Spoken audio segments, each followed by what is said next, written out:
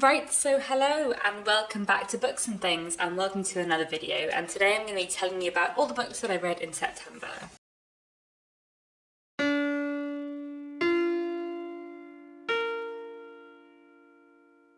So I somehow managed to read 18 books in September. Quite a lot of them were very short.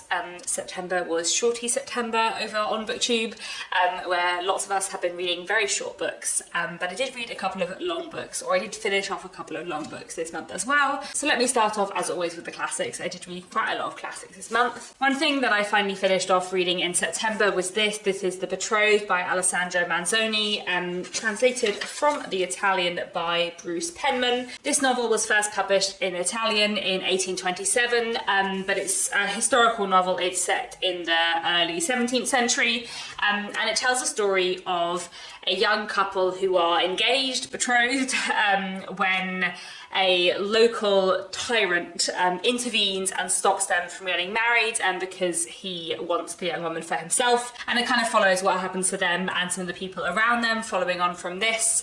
And it's one of those like chunky 19th century works of historical fiction that kind of like blend a personal story with lots of historical events. In that sense, it really reminded me of The Count of Monte Cristo by Alexandre Dumas or Les Miserables by Victor Hugo. I feel like if you enjoyed those two books, you would really enjoy The Betrothed. And I feel like the combination of like the historical fact and kind of personal things was really, really interesting in this book. There's sections which talk about a war and plague. The stuff about the plague was really, really interesting, and kind of lots of like political tension. But meanwhile, we're also following this young couple and their efforts to get married. I did really, really enjoy it, but I also feel like I read it in slightly the wrong way. I've been reading this on and off since June. Kate Howe and a few other people were doing a buddy read of it, and I sort of started, but I didn't get very far in June, and then Jane Austen July happened, so I put it aside for a month, and then I then read more of it in August and September. I probably read the last half of it, like the second half of it in September, but I had read the first half over a few months, and I feel like that probably wasn't the best way to read it. I feel like for me, reading one book at a time does tend to work better, or at least one book physically and one book on audiobook, and if I try and read two books physically, one of them always gets left behind, and this just like kept ending up being the book that got left behind, I guess. I did really enjoy it. I just feel like it took me a little bit of time to properly get into it. I think my favourite thing about it was the tone of it, which might sound a bit random, but it's got this conceit that this story is a story that somebody else wrote, and the author has kind of like found this old manuscript and is like updating it for you, and giving you some background information, and sometimes skipping over things that are less interesting and kind of commenting on it as he goes. And that tone is really, really effective and works really well. It's quite like a playful meta thing to do, and there's some really fun moments in it. So I'm going to read you the last like 2 paragraphs of the book, which is not spoilery at all. This is what the author says in the very end of the book. If the story has given you any pleasure, think kindly of the man who wrote it, and also try to find a little kindness for the man who has rearranged it for you. But if, on the other hand, we have only succeeded in boring you, please believe that we did not do so on purpose. And that, I think, kind of tells you quite a lot about the tone throughout. So yeah, this was a really good read, and I enjoyed it. Like I said, I feel like I didn't read it in the right way, but it was still really great. Then another big classic I finished off in September was Dombey and Son by Charles Dickens. This was a reread for me, and I was listening to it on audiobook as part of the Mega Dickens Readalong, where we're reading all of Charles Dickens' novels in publication order. This is a book from 1848, and it is my second favourite Charles Dickens novel, one of my absolute favourite books of all time. I love this very, very much. Dombey and Son, in part, tells the story of a man called Mr. Dombey, who runs a business that he wants his son to inherit, but the book actually focuses on Mr. Dombey's daughter, Florence, who Mr. Dombey like really neglects, and the book is in many ways her story, although it is about so much more, and you know, it's a long one, it's got a lot of characters in. I will be making a full video review of this, talking about my reflections on rereading Dombey and Son in a lot more detail, but I just love this as much as I always do. I listened to this on audiobook, and it's just such a delight. Like, I just love this book so much. There's so much in it that I love. There's so many amazing characters, such wonderful themes about gender and growing up, and family. So I just had a wonderful, wonderful time rereading this, and I highly, highly recommend this fantastic book. Moving into the 20th century, I read a lot of 20th century classics in September.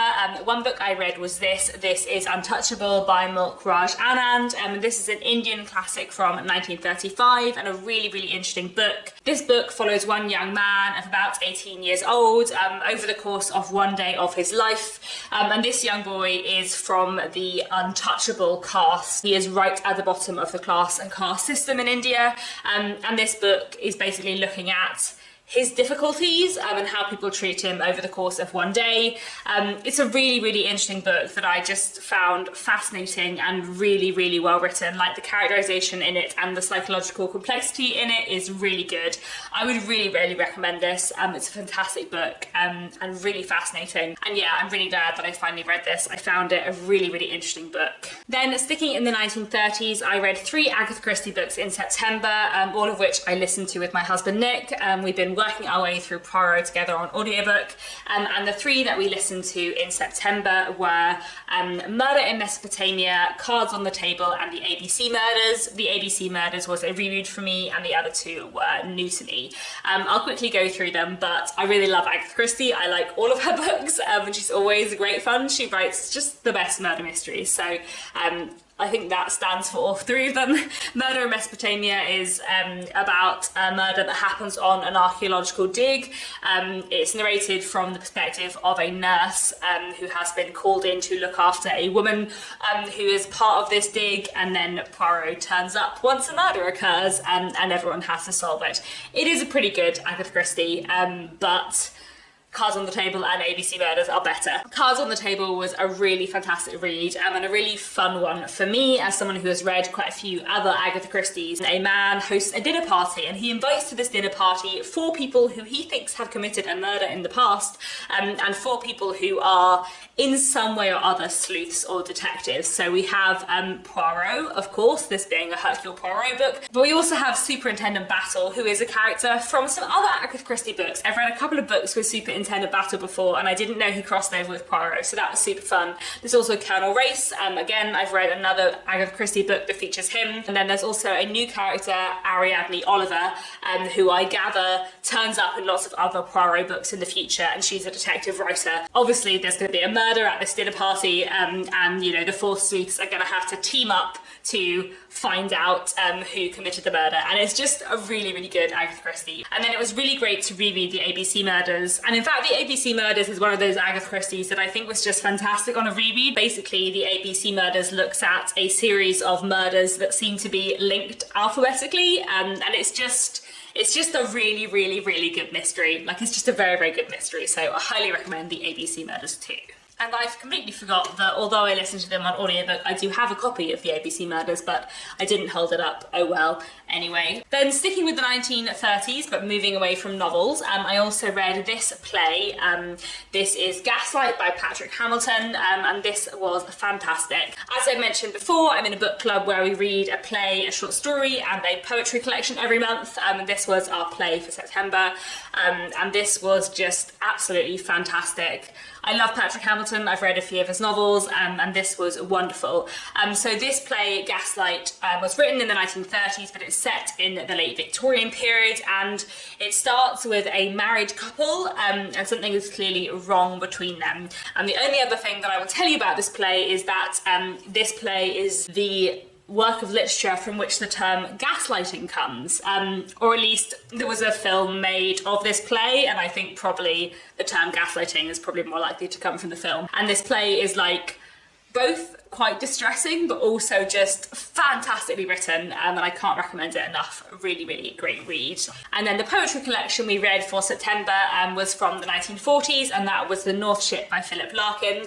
I've read some other Philip Larkin. I think this was probably a reread for me because I think I did read the collected works of Philip Larkin when I was at school, but I didn't remember any of the poems in here. There are quite a lot of Philip Larkin poems that I enjoy.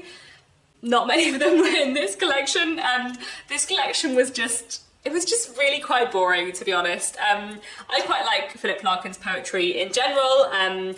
You know, I don't think he was a very nice man, but he wrote some very good poems, but this collection was not so good. This was his first debut collection, and actually, interestingly, there's an introduction in it that he wrote quite a while later where it's a bit clear maybe that he didn't think it was very good either. And I just didn't really get like anything out of any of the poems in here, which is not my usual experience when reading Philip Larkin, but you know, there we go. I started off this video by talking about The Betrothed, but The Betrothed was not the only Italian classic I read in September. In fact, I read 3. Italy is one of my countries, my picks this year for my International Classics Challenge, and I ended up reading 3 Italian classics in September, one of which was this, The Beautiful Summer by Cesare Pavese, translated from the Italian by W.J. Strachan, and this first came out in 1949, and I really enjoyed this. This is a very short novella which kind of tells a story of a few months in the life of a young woman. She lives with her brother, her parents are presumably dead, and the book is kind of focusing on the events of her life, and specifically focusing on her relationship with a woman who's a few years older than her, who is an artist model, and a male artist who she meets. And it's interesting, I feel like the blurb of the book made me think this book was about her kind of romantic relationship with the young man, and in some ways it is, but for me, like, the heart of the book was the complicated friendship, which at times borders on romantic, that she has with this young woman, Amelia, who is a few years older than her and is kind of like taking her under her wing and introducing her to this artist community, and that dynamic I found really, really interesting. I also really liked the way this was written. It was very atmospheric and kind of really drew you in, so I would really recommend this. A really interesting mid-20th century Italian classic. Another Shorty September pick was this. This is The Fire Next Time by James Baldwin, and this is a non-fiction work of kind of 2 letters or 2 essays written in the 1960s. I think 1963 this was published, examining racism and prejudice and social divides in kind of 1960s America. This was absolutely fantastic. Like, I just feel like the way James Baldwin writes about the issues of the world in so many different ways, in a way that is very specific, but also that applies to a lot of other things. You know, this is from 60 years ago, but a lot of it still remains relevant today. I have read a novel by James Baldwin before, Giovanni's Room, which I also loved, and his writing is absolutely incredible. James Baldwin is just a truly astounding writer. Everyone should read this, and that's mostly what I wanted to say about it. Moving on to 1979, something else I read in September was a short story by Daphne du Maurier, Don't Look Now. This was the short story pick for my book club in September, and I didn't really love this. I have read a few books by Daphne du Maurier before, and I really like her writing. She's a very atmospheric, compelling writer, but I didn't really enjoy this short story. There was one element of the ending that just like really, really annoyed me, especially because it's not the first time in Daphne du Maurier's books I've kind of like come across that. So I didn't enjoy that short story. I'm sure I will read the rest of the collection at some point in the future. I do in general like Daphne du Maurier's work, but yes, I didn't get on with that one very much. Back to another Italian classic. I also read Mr. Palomar by Italo Calvino in September. This was translated from the Italian by William Weaver and first published in 1983. And I think I liked this. This was a weird, strange book. It's basically just like a collection of thoughts of a man called Mr. Palomar, like looking at the world around him and thinking about things. It was quite like an enjoyable reading experience, but I don't really know like how much I got out of it. It kind of just like let it wash over me, and that was kind of okay. So yeah, I don't know that I have more to say about Mr. Palomar, and I have many books to talk about today, so there we go. The next book I wanted to speak about is this. This is Days at the Marisaki Bookshop by Satoshi Yagisawa, translated by Eric Azawa. This is a Japanese novel that I really enjoyed. This was a great novel, one that I really enjoyed. It basically looks at this young woman who one summer ends up losing her boyfriend and her job at the same time. She doesn't know what to do, so she ends up moving into her uncle's bookshop and helping him out in the shop. And this kind of starts a love of reading that she never had before, and she kind of builds a new kind of connection and friendship with her uncle, and we learn more about her uncle and his past life as well, and someone else loss kind of comes into the book, another important character later on in the novel.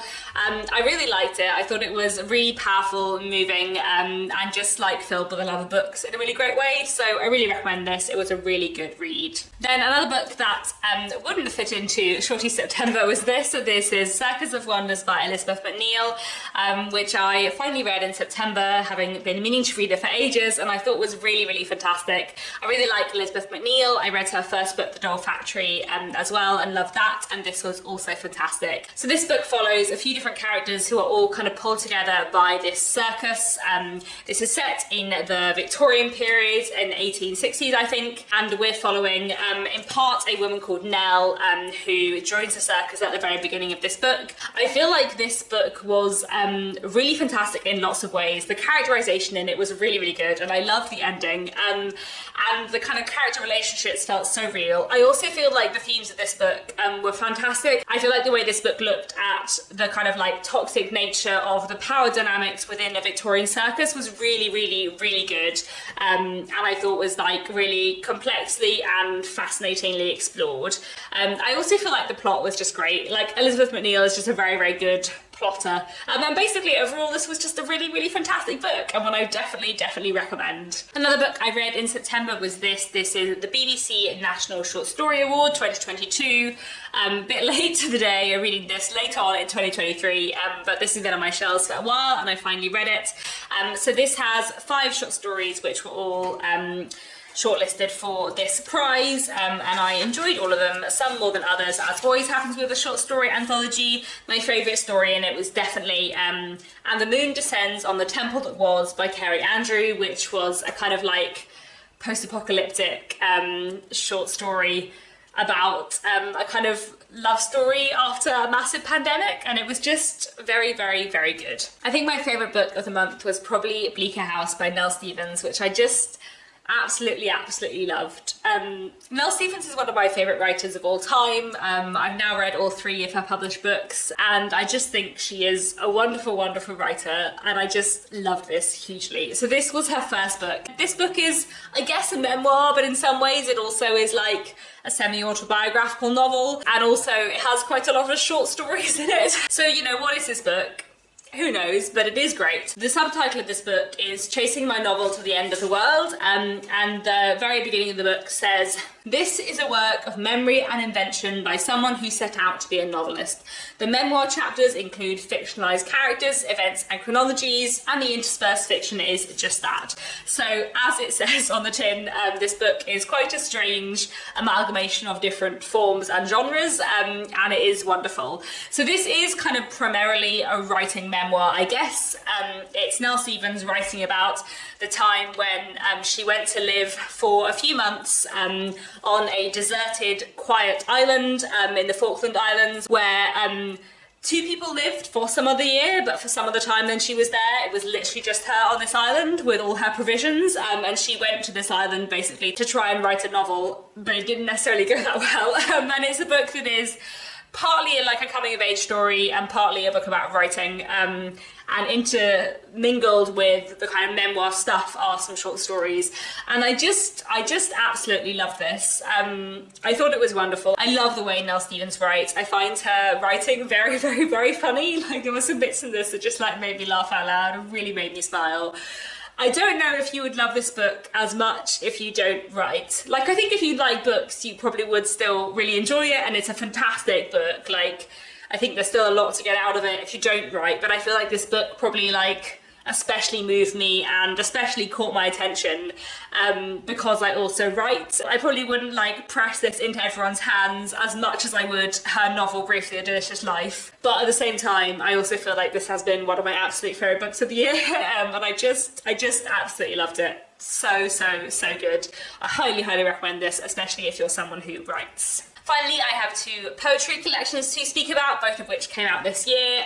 This is Peak by Luke Wright. I really like Luke Wright. I think I've spoken about his poetry on this channel before, but this is a fantastic collection with lots of really powerful themes to do with love and family. There were just so many wonderful poems in here. I was reading through this, and often when I read through a poetry collection, I try and make notes of my favourite poems, and like, I sort of gave up halfway through because I was writing all of them down. Luke Wright just has a wonderful, wonderful way with words. I highly recommend Luke Wright's poetry. He is a wonderful poet. And then finally, I read this. This is Jen Campbell's new collection, Please Do Not Touch This Exhibit. To be honest, if you're here, you probably know about Jen Campbell, but she is a fellow booktuber. I will link her channel down below, and I have really enjoyed reading her writing before. This is the second collection by her that I've read, and I thought it was fantastic. It was really nice to read as well, actually, because I read Jen's collection, The Girl Aquarium, when it came out a few years ago, and I really, really liked it. But I have also got a lot more into poetry since then, and I feel like I read so much more poetry now than I did when her last collection came out. So it was really nice to read this as someone who now feels like they are more into poetry and like get more out of poetry or understand poetry more. I don't know. I just feel like I just thought this was fantastic. This is a wonderful, wonderful collection, really well crafted, really fantastic, with like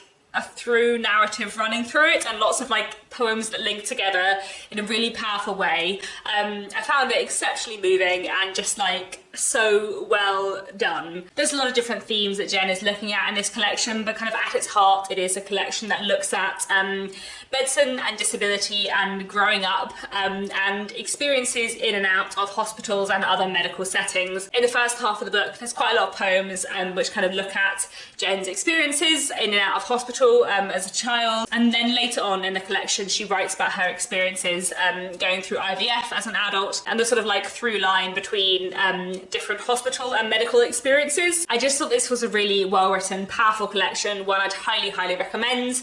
I would also say if you're someone who doesn't read a lot of poetry, I feel like this is very accessible, because I feel like the themes feel very much at the surface, even if there's lots of other stuff going on beneath the surface of the poems. Like I feel like you will get something out of this even if you don't read a lot of poetry, and I just really, really recommend it. So this was fantastic, one of my favourite poetry collections of the year, and I have read a lot more poetry this year than I have done in previous years, I guess. So yeah, those are all the books that I read in September. I hope this video hasn't been too long because I did read a lot of books in September. Please do let me know down in the comments if you have read any of the books I spoke about today, what you thought of them. That's all for now, and I'll be back very soon with another bookish video.